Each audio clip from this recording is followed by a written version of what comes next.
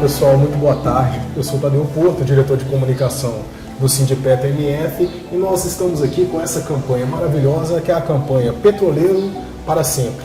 A gente sabe que o trabalhador e a trabalhadora, ela se define, ele se define em sua trajetória, sendo marcado e marcando com colegas, com equipamentos e com máquinas toda a sua vida, e que isso cria, de alguma maneira, uma identidade para ele ou para ela. Nós, petroleiros e petroleiras, temos muito orgulho dessa identidade de trabalhar no mercado de petróleo, de trabalhar numa grande empresa, talvez a maior e mais respeitada do país, que é a Petrobras, ou as demais empresas do sistema, como a Transpetro e as demais empresas que compõem o setor de petróleo do Brasil.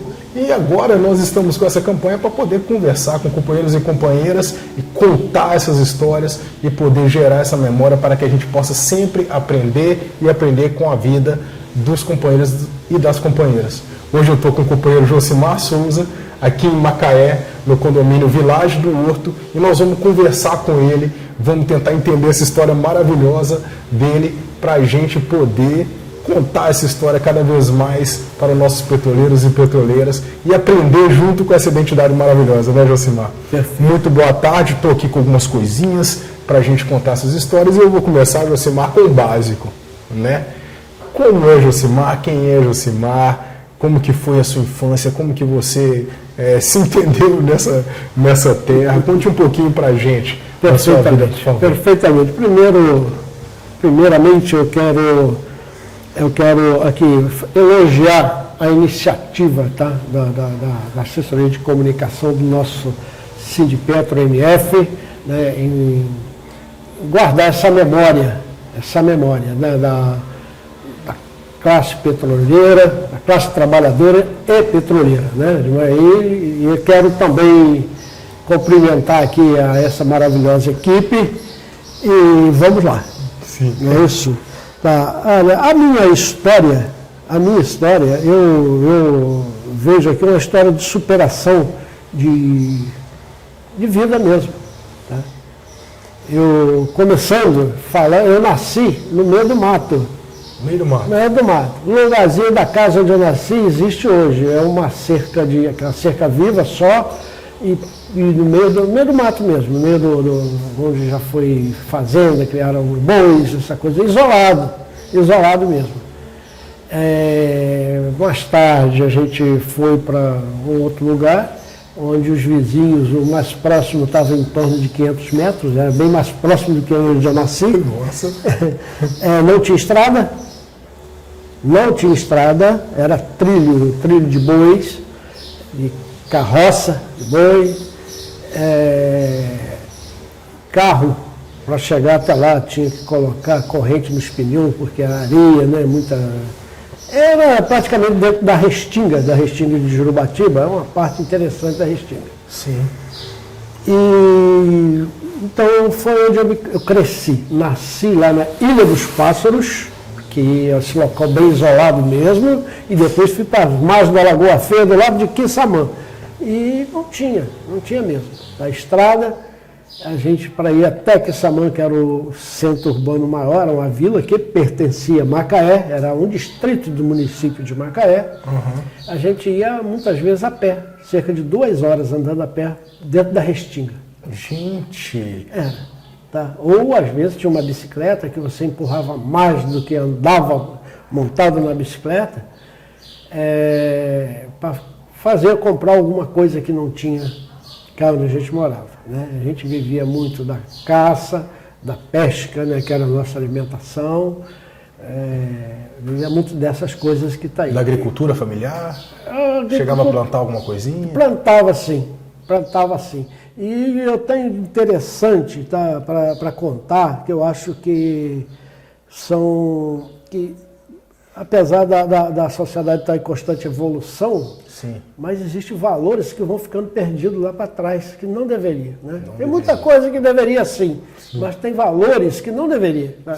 A gente lá vivia em comunidade. Nosso trabalho era comunitário. Olha, comunitário. Que interessante. Aí tá, fulano de tal vai se casar. Precisamos fazer uma casinha para ele. A casa geralmente de estuque, né? Fazia uma cruz de madeira e ia amarrando lá as madeiras, colocava vara na horizontal, amarradinho de cipó, amassava o barro no pé e colava com a mão. O chão também era de barro, jogava um pouco de areia, socava para ficar legalzinho.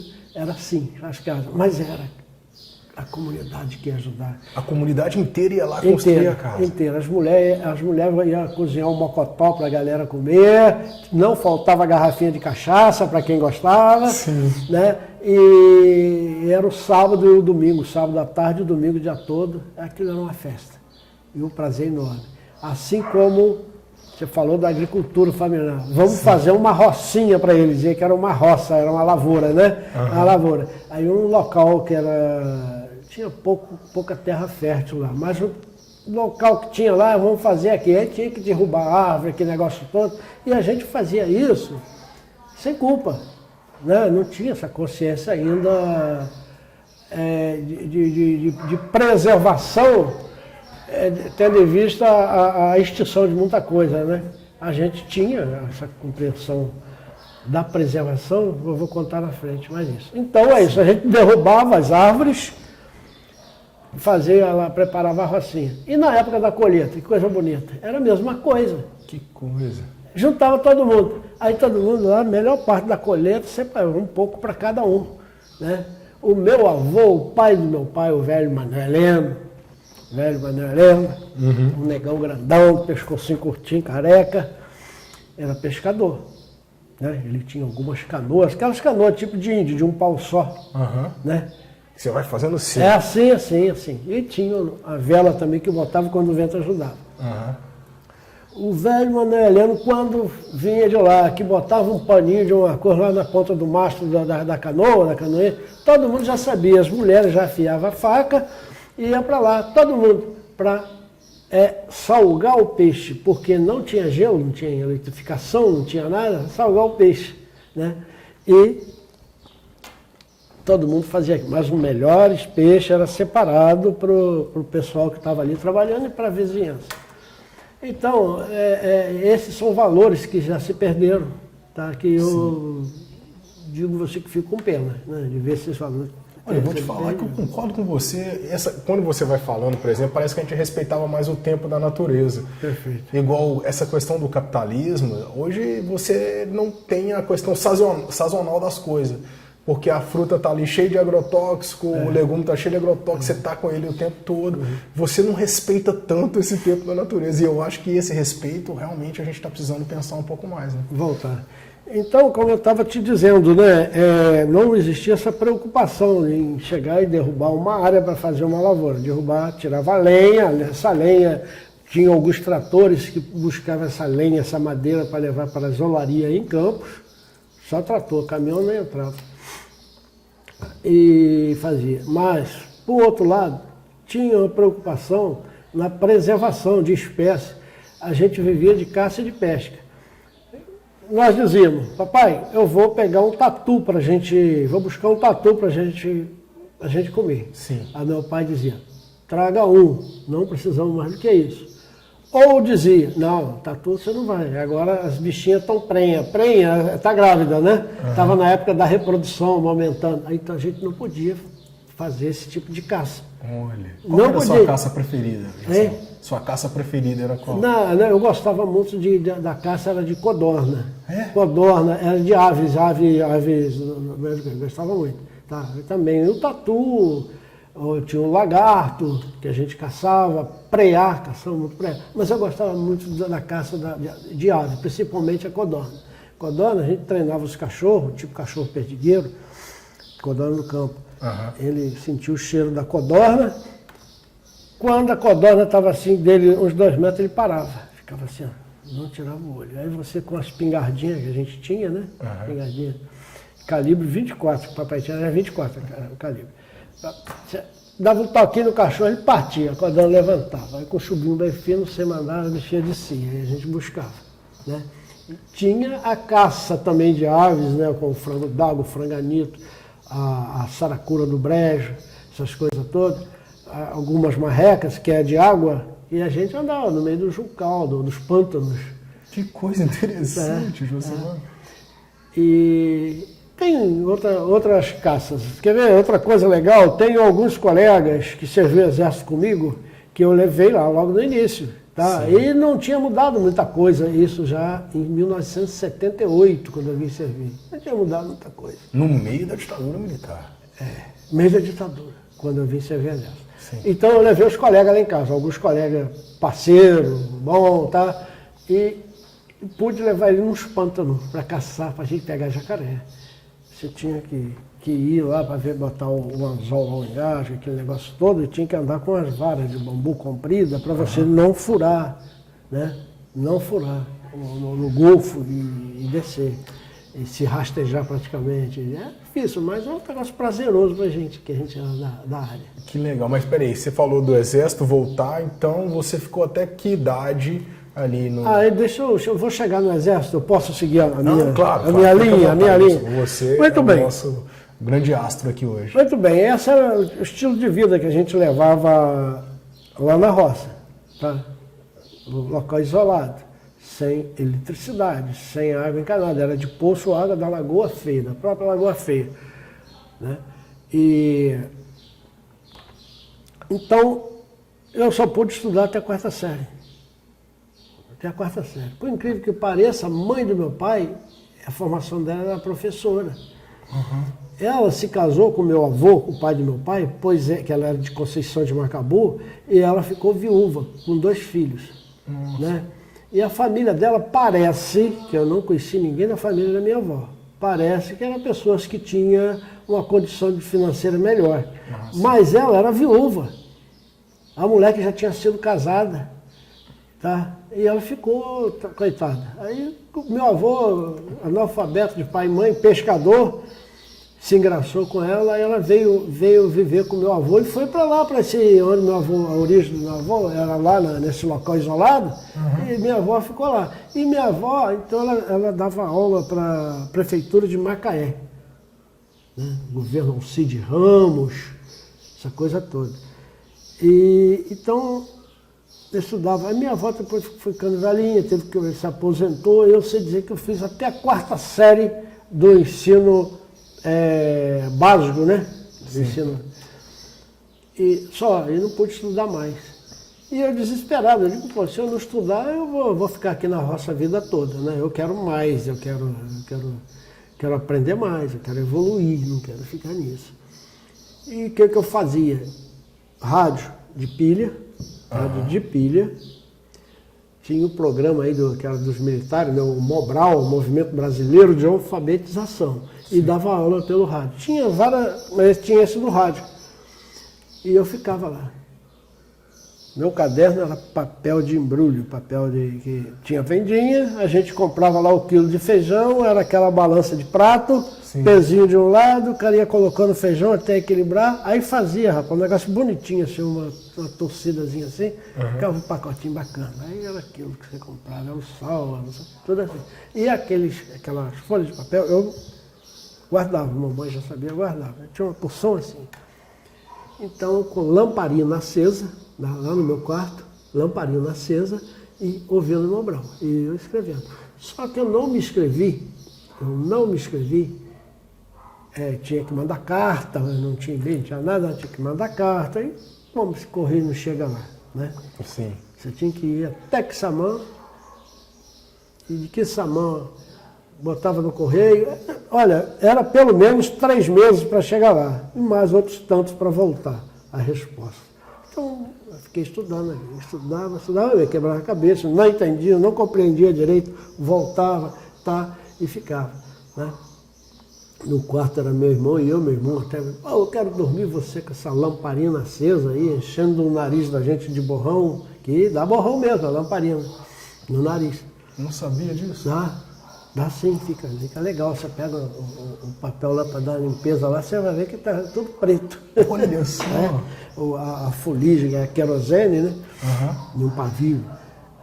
Bom, então era isso, eu fiquei estudando. Então, chegou a época de eu vir para o Exército. Sim. Eu digo, é agora. Tá, agora. Eu tinha 17 anos quando me alistei, 18 anos para apresentar, aquele negócio todo. Eu digo, é agora. E agora, eu vou para lá, eu vou segurar isso com as duas mãos, vou estudar, vou aproveitar o tempo lá, eu vou meter a cara, vou estudar. E assim fiz. Fui escolhido lá para servir, eu sempre colocando que eu queria servir, me servi e não fazia, e servi. Só que eu não fazia ideia do que seria ditadura militar, entendeu? Sim. Mas eu não sabia. Pô, no rádio, os militares falando com aquele garbo todo, aquilo me emocionava, né? Patriotismo, Brasil, aquele negócio todo, e as coisas acontecendo, o rádio não divulgava. Sim. Não divulgava, né? Não divulgava. Então eu vim servir exército, me matriculei no colégio Irene Meirelles, aqui em Macaé, me matriculei no meio da criançada, sonhou de grande, mas não pude estudar porque a rotina do primeiro ano lá do recruta é muito puxado, não tinha como estudar. Tranquei a matrícula. Tranquei, depois só trancar. No ano seguinte, aí eu briguei lá, não, eu quero engajar. Quero ficar engajado aqui. Me engajei. Aí me engajei. E começo a ver na rua, então, um monte de coisa. Era pichação, a baixa ditadura militar, as palavras de ordem, né? Que a esquerda e a juventude macaense, que aliás sempre foram muito aguerridas no enfrentamento da ditadura militar, sim, faziam na rua. E eu digo, que ditadura militar? Ditadura? Tem ditadura mesmo? Eu não sabia nem o que era comunista, muito menos o que é ditadura. Eu não sabia, não. Aí eu comecei a perguntar um, perguntar outro, não fala muito não, porque isso é aquilo. Aí eu comecei a ver que aqueles que estavam protestando eram pessoas que eram igual a mim. Tá? Eram ferrados, eram excluídos da sociedade, eram igual a mim. Sim. Eu digo, entendeu? Isso despertou a minha curiosidade, né? E eu fui metendo as caras, fui para as bibliotecas, procurar um livrinho para estudar, para ler, essa coisa toda, né? E eu já tinha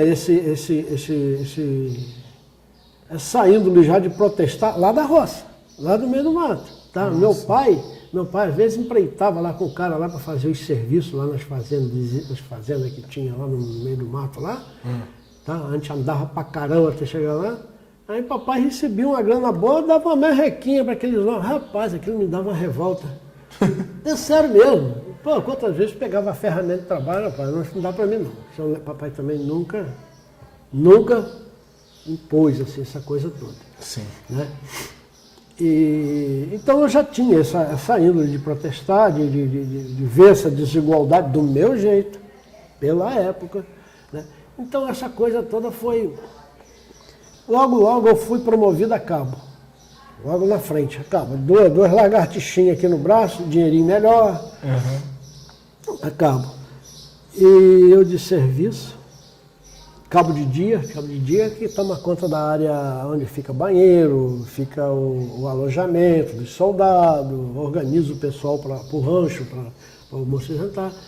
E tá lá, no alojamento tinha 3 plantões para revezar um com o outro, e era o cabo de dia. E tinha o Luiz Everaldo, estava lá, chegou, foi trocar de roupa, não sei o que foi, o armário dele ficou aberto, aí eu passando, olhando lá, aí eu olhei dentro do armário de Luiz Everaldo. Luiz Everaldo dos Santos Carvalho. Sim. Tá, Luiz Everaldo. Magrinho, sim, meio ficudinho, sim, Luiz Everaldo. Aí quando eu olhei, vi lá um livrinho, não devia ser muito maior do que essa fotografia não, tá? Pequenininho, mas tinha ali uma foice e um martelo, manifesto comunista, um negócio desse, tá? Aí eu olhei, voltei, olhei de novo, ele me viu não, olhei de novo, estava um negócio lá falando sobre Luiz Carlos Prestes. Sim. Né? Um livro. Aí encostei perto dele assim, ele foi, tentou jogar o negócio em cima. Não preocupa não. Rapaz, precisamos conversar com você sobre esse negócio de comunista, esse negócio de foice e martelo, estou vendo aí fora. É uma contradição danada. O capitão Afonso, Capitão Afonso, a gente que foi promovido a cabo, junto com os sargentos também, que foi recém-promovido, colocou numa sala, deu uma aula de anticomunista, ele colocou um quadro lá desse tamanho, diz que tudo começou aqui, e pintado de vermelho, onde começou. Mas o negócio espalhou pela Europa, para não sei para onde, está chegando aqui também na América Latina. Como isso é ruim se está espalhando desse jeito? Como que é uma coisa ruim do jeito que é colocado? Eu perguntando para ele. Sim. Aí ele falou, não conversa muito aqui não. Você vai fazer o seguinte, amanhã, quando você sair de serviço, tá, eu vou te apresentar os colegas aí. Aí, Luiz Everaldo, novinho, Luiz Everaldo tinha 19 anos mais ou menos, né? E eu um pouquinho mais, que eu entrei primeiro do que ele no Exército. Ele me apresentou a Vinícius de Oliveira, ferroviário, honrado, com história escrita aqui, né, que era Vinícius de Oliveira, foi vereador, sempre do PCB. Sim. José Neves faleceu, e tinha mais dois, que eu não me lembro o nome agora. Todos eles do PCB. Aí conversaram comigo, bateram um papo, coisa e tal, tá? Aí eu falei, olha, não dá para me andar com você não, eu tô lá, né? Mas eu agora já aluguei um quartinho para mim aqui, porque já acaba, né? Mas lá eu posso, você arranja algum material para a gente começar a ler. E assim fiz. A minha escola de política, e escola ideológica mesmo, ela veio aperfeiçoar através do PCB, através de Luiz Everaldo Santos Carvalho. Hoje ele é advogado lá do TRE. TRE assim, aqui de Macaé. Ele trabalha lá, é advogado. Você conversa com ele ainda? Converso, eu batizei a filha dele depois, toda minha filhada. Troço que eu não faço mais, né? Devido à minha condição religiosa. Né? Eu não faço mais, mas eu fui. Não, vai lá, tá. Se o cara perguntar, você diz que sim. Mas eu não, depois eu não parei de fazer isso, em respeito à religião dos outros. Sim. Né? Bom, mas então, aí foi isso, tá? E eu comecei a estudar, estando no Exército nesse período, fui estudar, as professoras lá, os professores, gostaram de ver a minha evolução. Aí, vem cá, vamos fazer um teste em você tá legalzinho. Aí fez os testes, aí deu uns pulos, aí deu umas pedaladas em umas séries aí, depois negócio de supletivo, isso tudo no ensino fundamental, tá? Que na época era primário que se chamava. E então, quando eu saí do Exército, logo assim eu saí do Exército, eu já tinha me matriculado no Caetano Dias para fazer Química, técnico, era o ensino que chamava de segundo grau, hoje é ensino médio, né? Junto com Química, os dois, conjugados. Aí eu fui para o Caetano Dias. Então saí do Exército, fui para lá. Tive que trancar matrícula, porque até eu me acertar legal aqui fora, né, dá trabalho. Quando já tinha um filho, o Rodrigo. Olha. Rodrigo é de 83, eu saí em 84, janeiro de 84. O Rodrigo tinha alguns meses. O que eu sabia fazer, eu lá na roça já fazia os desenhos, nesses papéis de luz, nós estávamos fazendo os desenhos, tentava fazer uma caricatura, e a galera gostava, esse garoto é muito inteligente, e eu digo, opa, eu sou inteligente. Nem tanto, a gente só era esforçado. Sim. Então eu peguei aqui em Macaé para fazer pintar letras e de outdoor, de placas. Hoje tem máquina que faz tudo, né? De primeiro era tudo no pincel, cara. Era tudo no pincel. E tinha pouca gente que fazia isso aqui. Estampa de camisa, aquele silk screen, aquela mesa com luz, tá? Você tem que revelar a tela. Aí eu montei um negócio daquele. E cheguei a fazer algumas caricaturas para alguns jornaizinhos aí. Chegou a desenhar mesmo? Eu desenhei. Você desenha até hoje, José? Rapaz, eu estou parado ainda, já parado há outro tempo. Lá de Cabiúnas, colegas de trabalho, eu tenho, deve ter ainda, se eu procurar,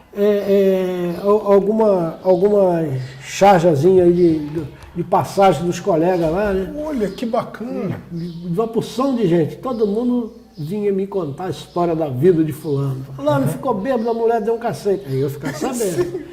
Faz aí. Eu não fazia para esculachar o cara não, mas eu fazia alguma coisa. Pra contar a história, né? Pois é. Então eu fiquei vivendo assim e fiz concurso, andei fazendo alguns concursos, né? Alguns passei, outros não. E dos que eu passei, eu preferi trabalhar em Cabiúnas. Eu não aceitei trabalhar de técnico, era auxiliar de segurança. Auxiliar de segurança era facinho naquela época, a gente tinha recomendação do cara lá, então você ia passar de qualquer jeito. Só que eu passei, não sei se foi como foi, só que eu não aceitei não, a conversa do cara lá do Iudi eu não gostei, e eu queria sair fora da questão do militar, porque eu passei a conhecer mais o que era o militarismo. Sim. Isso já depois de 6 anos, né? O que é o militarismo. Eu vi gente ser amarrado e jogado dentro do mar e depois puxar na corda, os garotos novos, andavam roubando farda dos soldados.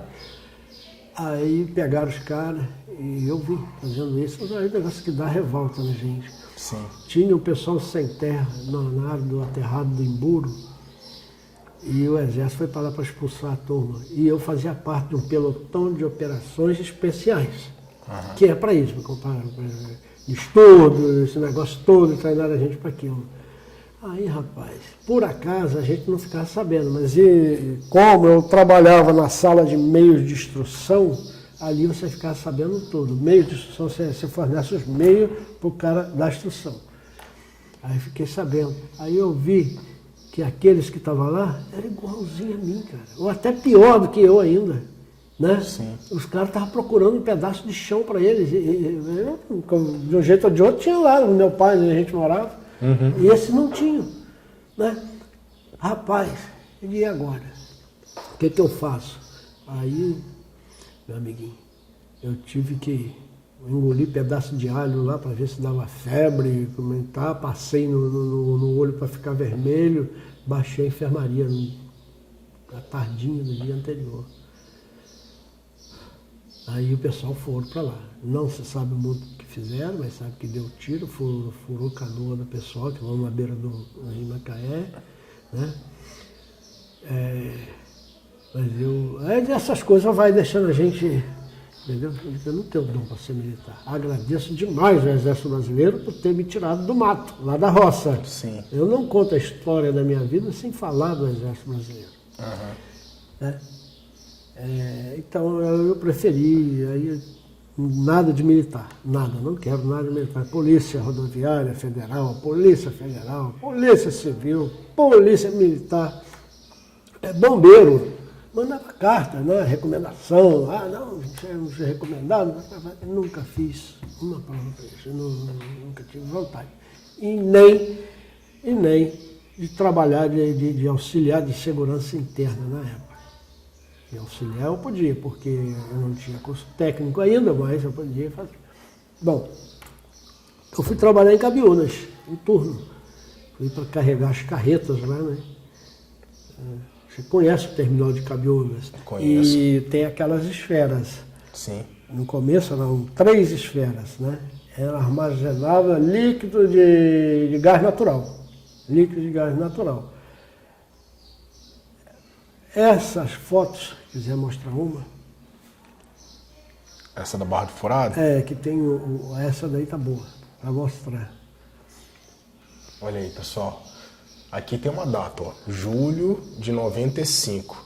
Tá o companheiro Josimar com mais outros 2 companheiros intervindo numa tubulação lá em Barra do Furado. Perfeito. Essa tubulação, algumas vinha petróleo, outras gás.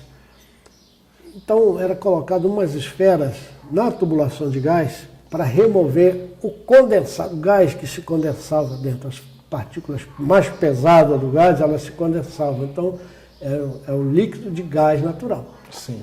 Né? Então vinha, aí separava, limpava a tubulação. Aí de Barra do Furado até Cabiúnas, era uma tubulação maior, porque juntava outras, passava essa esfera e lá tinha os coletores, tem ainda até hoje, os coletores de líquido do gás.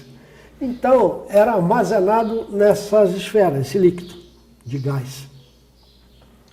E era transportado de carreta para a refinaria de Duque de Caxias. Mais tarde foi construída as plantas, passaram a processar o gás, esse gás natural, e começou ali então a preparar o GLP, a separar o gás liquefeito de petróleo, que é o gás de cozinha, né? Então tinha umas carretas também que puxavam. Então a gente fomos admitidos para conectar lá os mangotes, tá, e carregar essas carretas. Primeiro de LGN e depois do gás de cozinha, do GLP. Né? Sim. Foi para isso. E mais tarde surgiu os conflitos lá em Barra do Furado, de trecho, né? Eu falei de umas esferas que coloca para remover o líquido. Uhum. Como tinha umas esferas velhas, lá estava meio ovalada, elas faziam um barulho na tubulação. E essa tubulação, na comunidade de Caxias, em Quissamã, né, a comunidade, tem a pista de duto, casa de um lado, casinha do outro, e a pista no meio estava fazendo barulho e o pessoal com medo. Ia ter reunião na Câmara de Vereadores para tratar desse assunto. O cara que estava, chamava-se Assis, ele era o fiscal de linha. Saiu de ignorância com as pessoas, não explicou direito. O Brito, que era o gerente de Cabiúnas, pediu: vai lá, vê o que está acontecendo. Você que fala lá, o caipirês, vê o que você pode fazer lá. Procurei o senhor Jorge Caxias, que era o presidente da associação, tomamos um café junto com a IPzinho, muito gostoso por sinal.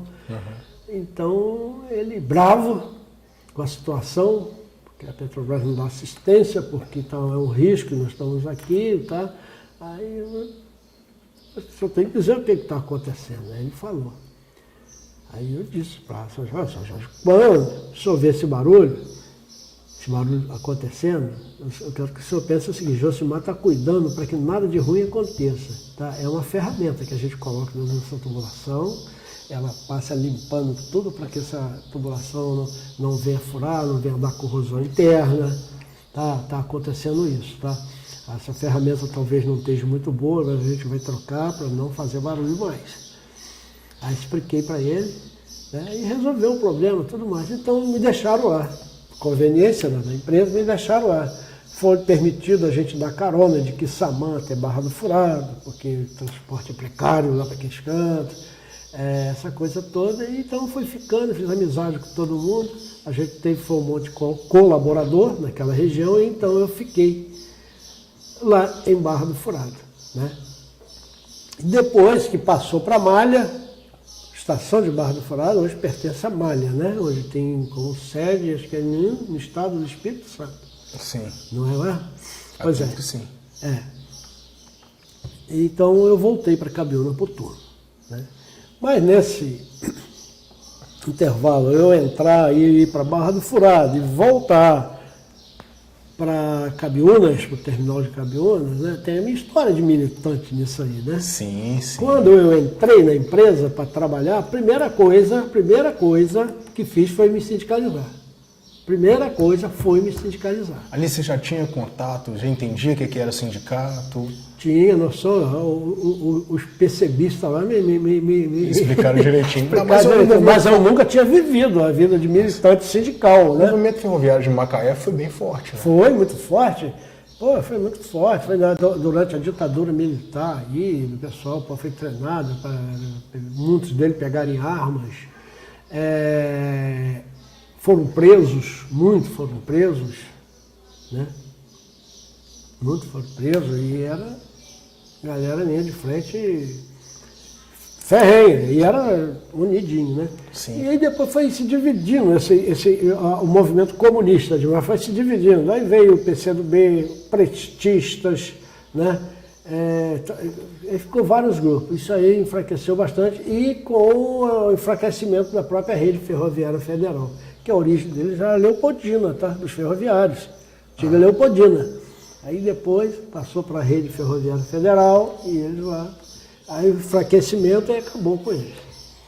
Nós temos ainda o sindicato dos ferroviários, é um prédio.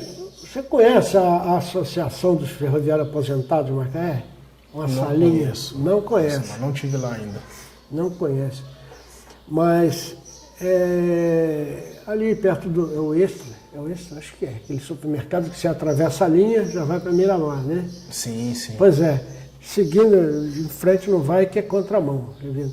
Mas na próxima esquina, o sindicato era ali. O sindicato ali era enorme, aquela esquina toda. Todinha, tá? Um salão enorme lá em cima, né? Onde de vez em quando fazia show e tudo mais. Era legal aquele sindicato, né? Depois acabou, ficaram só com uma salinha onde os ferroviários aposentados,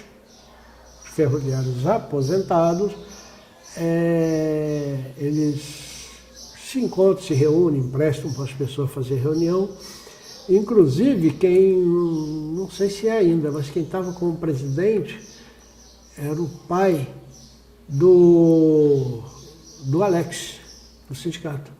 Sabe quem é Alex? O funcionário do sindicato? É. Olha, eu não sabia disso. Que interessante. Não é outro que gosta de pedalar, não é? Sim, pedala. O pai dele, Lauro Martins. Olha. Lauro Martins. Georgia, conheceu Georgia? Conheço. Jorge, pai dela. Sim. É ferroviário. Sim, ela Você contou entendeu? diversas vezes pra gente. Perfeito. Então, é isso. Então o pessoal me ensinaram direitinho, tá? E minha militância no PCB, eu fui até quando houve um congresso no Rio de Janeiro que acabaram com o PCB. Depois refundaram, né? Mas acabaram com o PCB, passou a ser PPS. PPS, acabou com aquela linha política, virou o PPS que a gente sabe que vingou até pouco tempo, né? Então eu não aceitei aquilo ali e saí. Saí, eu estava lá como delegado, eu e mais 2 colegas, viemos, conversamos com as pessoas aqui e saímos. Aí procuramos o Valdir Tavares, ferroviário aposentado, que se formou advogado já velho. Tem história muito bacana, morreu com 90 e poucos anos agora, há poucos dias. Tem história muito bacana de contar de Valdir Tavares. O Valdir Tavares e Elias Simões, Cantídio Miguel, eram os 3 do PCdoB. Fomos conversar com eles. Mas a gente temos essa tendência aí do PCdoB, na linha política, mas partido mesmo não existe, não. Nós não temos. É bem-vindo, vamos conversar. Tá? Vamos ver aqui as diferenças, vamos conversar. Aí tá, conversando, batemos um papo, aí a necessidade de ter uma militância, né? Aí nós juntamos todos nós, do PCB, esse pessoal que eu falei anteriormente, Vinícius de Oliveira, o José Neves, o Luiz Everaldo, e tinha mais pessoas que eu não me lembro o nome. Rosária, vamos legalizar o PCdoB aqui no Macaé. Aí arranjamos ficha, caímos dentro, né, nas favelas, explicando, e vamos, e roda, legalizamos. Aí eu fui o primeiro presidente legal do PCdoB legal aqui de Macaé. Olha só, que legal isso. Isso foi em qual ano? Não sei. Pode falar aproximadamente, só pra gente ter noção. Mas aí você já tinha saído já do Exército. Eu saí em 84, entrei na empresa em 80 e... Rapaz, é próximo dos anos 90 aí. Sim. Tá? Próximo dos anos 90, por aí. Então foi assim, fiquei no PCdoB até certo tempo, depois começamos umas divergências sérias, né? Séria, coisa e tal, aí a gente renunciou, fizemos todo o processo legal, assinamos a ficha de desfiliação, tá? E fiquei sem partidos como estou até hoje, não fora da luta. Jamais. Né? É isso. Então eu fui com essa experiência de militância política para o sindicato e para a empresa, para a Petrobras. Para a Petrobras. Então e foi naquela época que não tinha divisão, não tinha negócio de FNP, a Convergência Socialista, né, que é o PSTU hoje, tá? A gente estava junto, tá? Tinha as divergências, o pau quebrava assim, mas a gente sempre na unidade, na luta, sempre, né? Então foi isso. E lá na empresa, os movimentos sindicatos, nas assembleias que tinha, o Josimar estava lá. O Josimar estava lá na frente, convencendo os companheiros que não deveria entrar, né? E boa parte dos colegas com medo. Rapaz, você cuidado, que negócio ainda com aquele resquício da ditadura militar. Sim. Você cuidado, porque não sei o que, coisa e tal. Eu não estou fazendo nada demais. E assim foi. Dizer que não teve assim, uma certa perseguição, teve. Claro que teve. Tá? Eu nunca levei isso em conta, eu nunca me coloquei como revoltado com isso. Né? Eu recebi uma advertência verbal. A única punição lá, verbal. E a resposta, falei, pelo motivo que foi, para mim isso é um elogio. Você não tá me castigando, não. Tá, isso é um elogio, cara. Falei para ele. É elogio. Que a gente não, era para não emitir, fazer alteração padrão, para não emitir PT. Nosso besta. Tá? Quantas lutas sérias, mais sérias a gente teve lá, o cara veio me dar uma advertência porque eu segui a orientação do sindicato. Foi isso. Você lembra por que teve essa paralisação de PT? O que a gente estava reivindicando na época? Não sei, foram tantas reivindicações. Muita difícil coisa, né? saber, é verdade. Qual que te marcou mais, assim, dessa época que você pode compartilhar com a gente? Do movimento. Sim. Tá, do movimento, o que me marcou mais foi a greve de 95. As greves de 95. A greve de 95 parou legal. Até os pelegos pararam. Tá? Lá dentro de Cabiúnas. Cabiúnas sempre foi o fronte mais organizado do movimento sindical dos petroleiros. As plataformas têm que ser um mérito, sem dúvida, né? São guerreiros aí, muito aguerridos. Mas Cabiúnas, a gente aprovava a indicação do sindicato era uma coisa, lá em Cabiúnas, a gente, se não tivesse legal, achasse legal, a gente não aprovava. O Zé Maria deixou a gente de castigo, sem receber PLR, porque rejeitamos. E só Cabiúnas rejeitou. Não, então você não vai receber. Conversou lá com os caras lá, né? Isso, rapaz, deixou a galera irado. Em vez de aproximar, afastou mais ainda, né? Então, é isso. Tá? Então, a greve de 95, teve um fura-greve, aí foi negociado um grupo de contingência indicado pelo sindicato para tomar conta das instalações, né? Para não ficar abandonado, e aquilo que era prioridade lá para fazer, mas sob orientação do sindicato. E se entrasse um pelego, o sindicato tirava a turma. Se entrar outro. Aí o tal de Damião entrou. Uhum. Entrou eu acho que foi o Benício, que era o gerente do setor da gente. Não, rapaz, se eu quero entrar, eu posso entrar. Não pode, mas você vai fazer o seguinte, tu vai lá para a área de tanque, entra dentro de uma bacia daquela, bacia de contenção, né? Em volta do tanque, não me sai de lá, só sai na hora de ir embora. Deixou o Damião lá. Até isso teve. Então foi uma greve muito aguerrida. Né? A greve histórica do movimento sindical nacional. Estou em casa, nem estava no acampamento nosso lá. Estava em casa, daqui a pouco chega o segurança lá da Petrobras com um telegrama para me comparecer o RH, levando o crachá, carteira de trabalho, para assinar demissão por justa causa. Oh. Porque eles mandaram. Primeiro foi convocando para trabalhar o Brito. Convocando. E a gente de greve. E o cara disse que me demitiu e eu de greve. Rapaz, esse cara está brincando. Está de greve, não está me demitindo. Aí vou partir para o sindicato. Chegando no sindicato tinha mais gente, daqui dali, de Campos também, foram 11, na mesma situação. Nossa. Do mesmo grupo, né?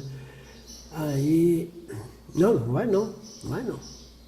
Aí ficamos de greve. Aí teve uns lá, inclusive esse Damião, que tentou furar lá, depois não foi mais, ele foi convocado. Aí ele falou, não passou vergonha, ninguém queria, eu não vou. Aí queria ir lá implorar o homem para rasgar. Eu volto agora, não sei o que. Digo, não vai.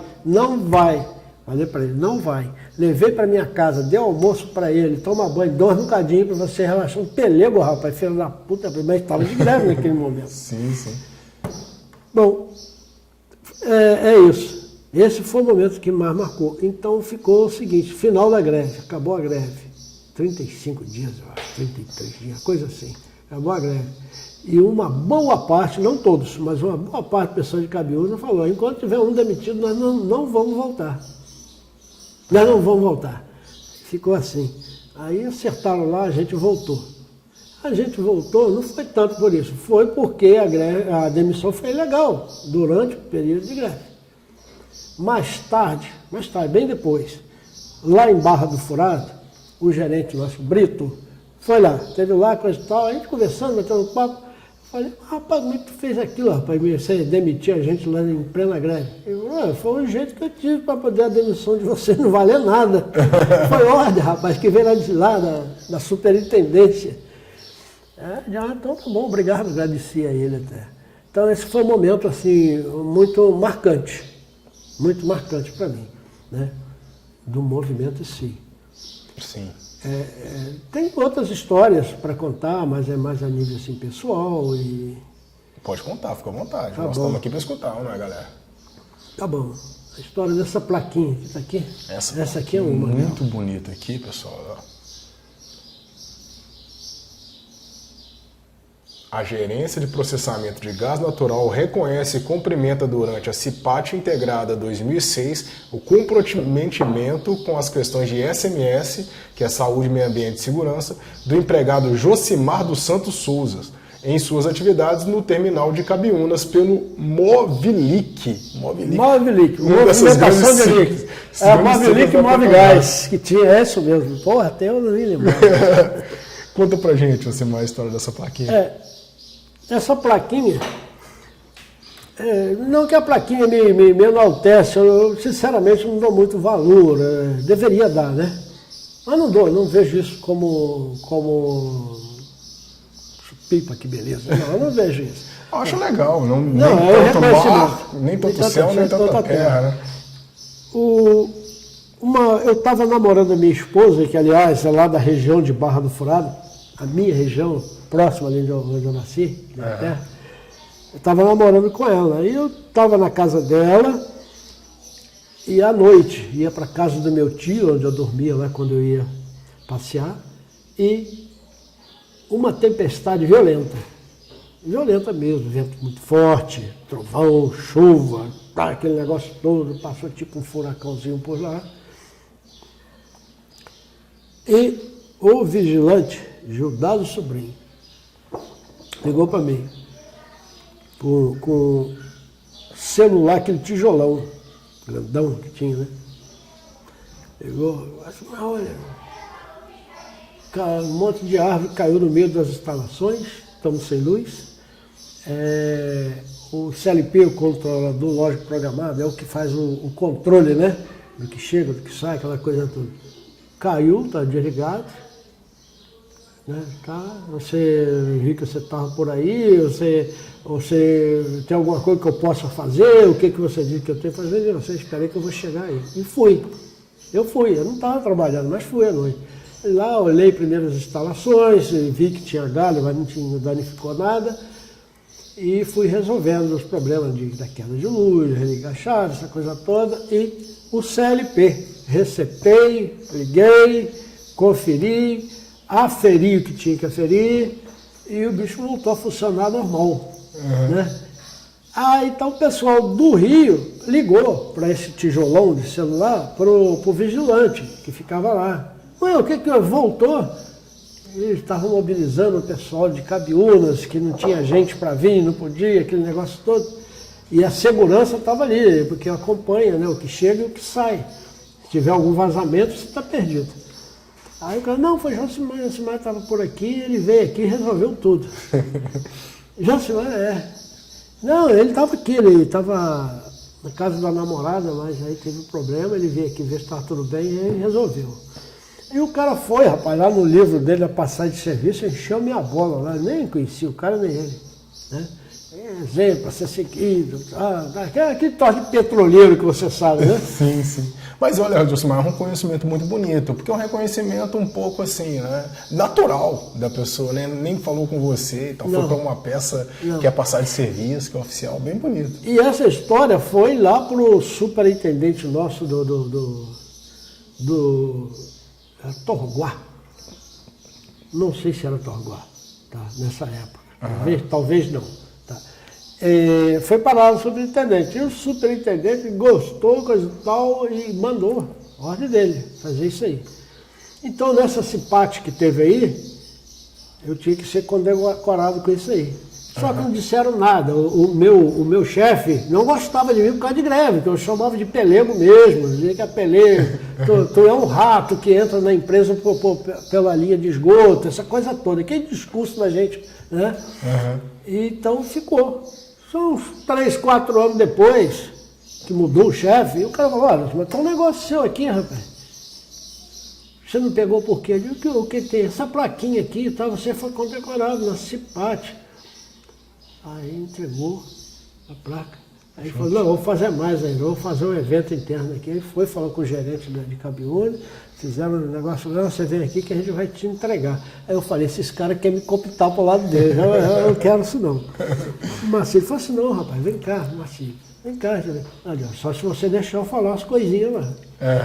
Olha lá o que você vai falar, você disse para mim o que você vai falar para mim. Não, na hora eu vejo, eu não decoro não. Foi isso. Aí, então, recebi a placa e o que eu falei, eu não lembro bem as palavras, mas eu sei que eu enalteci a cada petroleiro que faz além da sua obrigação. Sim. Tá? Nós discutimos e criticamos demais a política da empresa, a política dos gestores, a atitude dos gestores, mas aqui dentro. Lá fora, no barzinho, nós defendemos a empresa, nós não aceitamos que fale mal da empresa. Tá? E nós zelamos pela empresa. Estamos trabalhando ou não. Tá?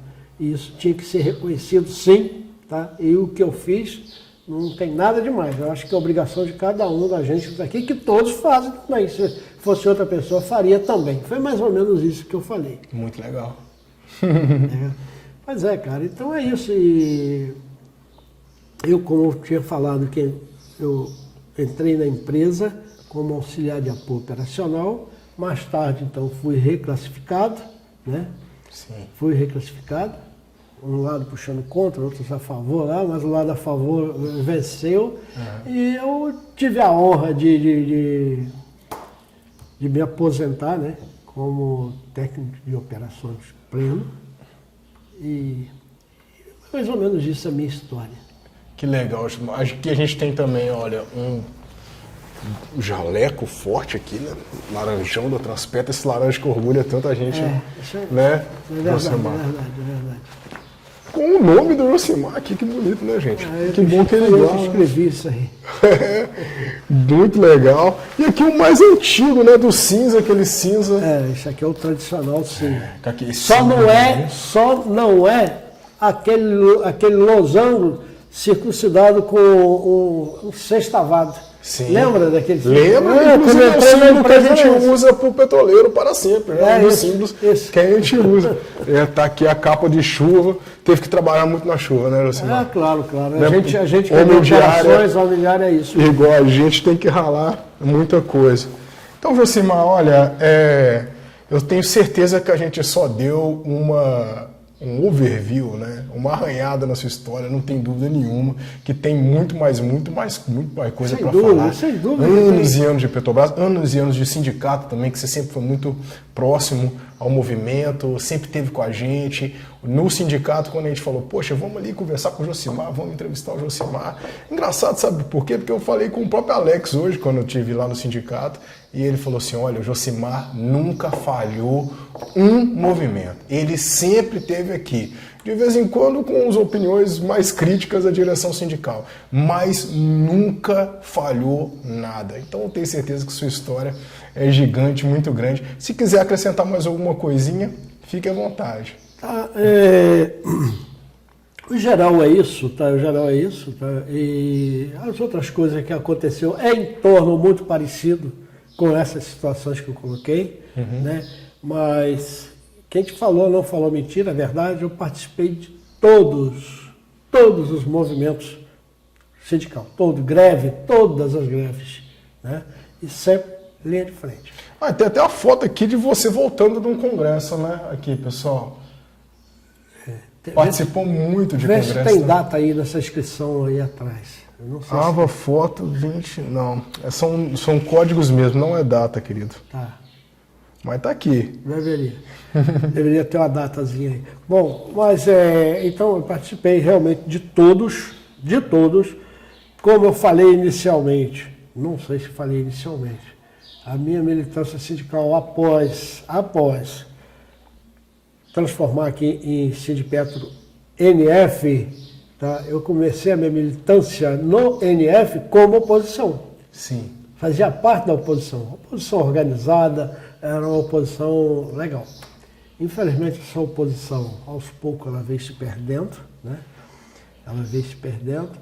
E eu, Josimar, a minha oposição política, nunca fiz oposição pessoal a ninguém. Eu nunca falei mal de um diretor, como muita gente que estava do meu lado, fazia crítica pessoal, se metendo até na vida privada das pessoas. Isso é uma falta de respeito, ou querendo destruir reputações. Gente, a oposição política não é para destruir reputações, não é fazer oposição política. Agora você vai deixar de reconhecer o valor que tem esses baluartes, esse pessoal que se aposentou agora, o nosso diretor que se aposentou. Nós temos que reconhecer os valores, nós não podemos destruir isso não, cara. A oposição política. Né? E Josimar não mudou nada vindo para cá. Agora, recente, a último dissídio nosso, reunião dos aposentados no sindicato, eu defendi contra a assinatura do acordo. Claro que tinha os outros lá que se diz oposição, mas eu defendi contra, tá? E os velhinhos reprovaram. Sim. Reprovaram. Então, se tiver que votar contra, tiver que me colocar a minha opinião, mesmo que não seja da maioria, eu vou colocar Josimar, é a mesma coisa, tá bom? Mas com respeito. Com respeito. Então, é isso. Primeiro, eu passei a fazer parte da direção, junto com a política da direção do sindicato atual, por dois motivos. Tá? Um foi a oposição se perder no meio do caminho. Se perdeu mesmo. Tá? Tomaram atitudes aí que não é aplausível mesmo. Tá? Essa foi um. E o dois, tá? A renovação que teve na direção. Tá? Eu vi uma juventude tão aguerrida, com tanta força, com tanta disposição e com tanta clareza, tá? Que, bicho, faz aumentar o orgulho da gente de ser petroleiro, né? Orgulho de ser petroleiro mais ainda, né? Que bom, a gente fica feliz de escutar. É isso. Nós assim que somos petroleiros já aposentados, e creio que também ainda da ativa, tá? A gente tem muito orgulho, rapaz, de ser petroleiro. A gente faz parte de uma empresa, tá, que é um dos orgulhos nacional. Sim. A grande desenvolvedora de tecnologias, tá? Um corpo de engenharia, eu sempre, o baluarte de tudo isso, né? A gente vê, não são muitas coisas que nós temos que nos faz ser orgulho de ser brasileiro. Tem muitas coisas, mas deveria ser mais. E a Petrobras é um desses motivos, tá? Se não for o principal motivo de ser petroleiro. Por isso que nós hoje ainda damos o nosso sangue, a gente briga, a gente gasta o nosso tempo, tá? Defendendo a Petrobras. Tá? Você não sabe o quanto entristece a gente ver a empresa sendo desmontada do jeito que estava sendo feito até agora. Né? Isso entristece demais. Muita coisa. E com a eleição de Lula, né, a gente espera que pelo menos dê uma freada nisso aí e a gente retoma de novo aquele momento de glória. Sim. Né, então, para finalizar, Josimar, se pudesse responder para a gente uma pergunta que nós estamos fazendo para todos e todas que nós estamos conversando, para você, o que é ser petroleiro para sempre? Que é ser petroleiro para sempre, tá? Eu acabei de falar do orgulho de ser petroleiro. Tá? Sim. Orgulho. Isso é ser petroleiro para sempre. A gente hoje não tendo mais aquele vínculo com a empresa, vínculo trabalhista com a empresa, a gente está na luta em defesa dessa empresa. A gente está aí brigando, defendendo essa empresa. Isso é ser petroleiro para sempre. Isso vai com a gente para o túmulo, tá? À disposição. Enquanto existir um pouquinho de força, a gente está aí defendendo essa empresa. E com orgulho, tá? Com muito orgulho. Isso é ser petroleiro para sempre. Que beleza, querido. Muito obrigado, Josimar. Muito bom conversar com você. Apesar de ter sido pouco perto da sua grande história, mas eu acho que deu pra gente, pessoal, gravar uma memória muito importante que a gente sabe que é necessária pra gente, de fato, tentar ser esse petroleiro para sempre, esse corpo de trabalhadores e trabalhadoras que tenta funcionar um pouco em comunidade, como você também tentou passar pra gente essa visão bonita que foi da sua infância, nós como uma grande rede, as informações, as ideias passando, o orgulho da Petrobras ficando de gerações para gerações assim, e é o que a gente tenta passar aqui com essa nossa campanha. E é assim que a gente finaliza esse vídeo, pessoal, entrevista com o companheiro Josimar Souza, grande e valoroso trabalhador da Petrobras, e a gente continua com as nossas entrevistas e com a nossa série depois com mais pessoas. Até a próxima.